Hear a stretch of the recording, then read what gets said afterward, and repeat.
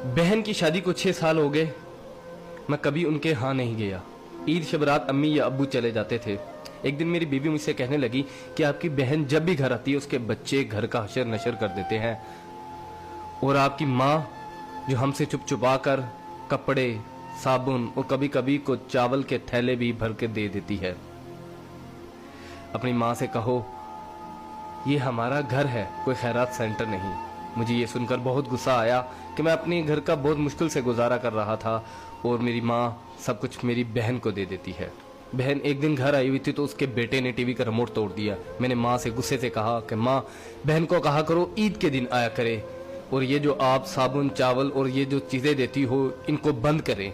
माँ चुप रही, लेकिन बहन ने ये सारी बातें सुन ली। 4 बज रहे थे, बच्चों को तैयार किया तो बहन ने कहा कि भाई मुझे बस स्टॉप तक छोड़ आओ। मैंने झूठे मुंह कहा बहन रुक जाती कुछ दिन। बहन मुस्कुराई और बोली नहीं भाई, बच्चों की छुट्टियां खत्म हो रही हैं, मुझे जाना है। फिर जब हम दोनों भाइयों में जमीन का बंटवारा हो रहा था तो मैंने साफ इनकार कर दिया कि मैं अपनी जमीन से बहन को हिस्सा नहीं दूंगा। तो माँ ने कहा कि बेटी का भी तो हक बनता है। मैंने गाली देते हुए कहा जो कुछ भी हो जाए मैं बहन को हिस्सा नहीं दूंगा। मेरी बीवी ने भी बहन को बुरा भला कहा, वो बेचारी खामोश थी। बड़ा भाई अलहदा हो गया और मेरे बड़े बेटे को टीबी हो गया और मेरे घर के हालात खराब हो गए। जितना सब कुछ था मैं उसके इलाज पे लगा चुका था। मेरे पास इलाज करवाने के पैसे नहीं थे, मैं बहुत परेशान था।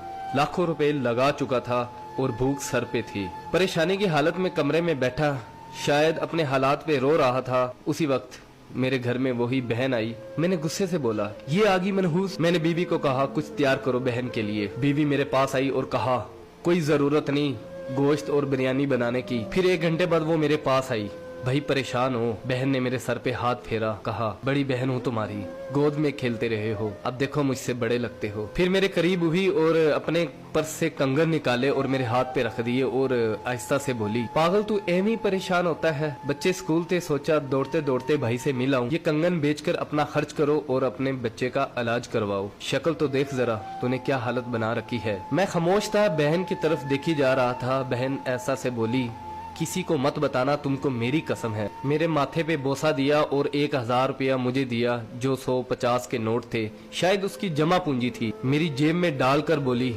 बच्चों को गोश्त ला देना और परेशान मत हुआ कर। जल्दी से अपना हाथ मेरे सर पे रखा, देख कितने बाल सफेद हो गए। वो जल्दी से जाने लगी तो उसके पैरों की तरफ देखा तो टूटी हुई जूती पहनी हुई थी और पुराना सा दुपट्टा ओढ़ा हुआ था। जब भी आती थी वही दुपट्टा ओढ़कर आती थी। बहन की इस मोहब्बत में मर चुका था मैं। हम भाई कितने मतलब प्रस्त होते हैं, बहनों को पल भर में बिगाना कर देते और बहनें भाइयों का जरा सा दुख बर्दाश्त नहीं करती। मैं हाथ में कंगन पकड़े जोर जोर से रो रहा था, उसके साथ मेरी आंखें भी नम हो गई। अपने घर में खुदा जाने वो कितने दुख सह रही होगी।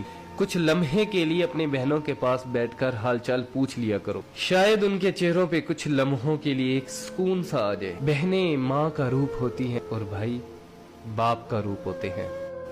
स्टोरी अच्छी लगी हो तो इसको लाइक कर दीजिएगा, इसको शेयर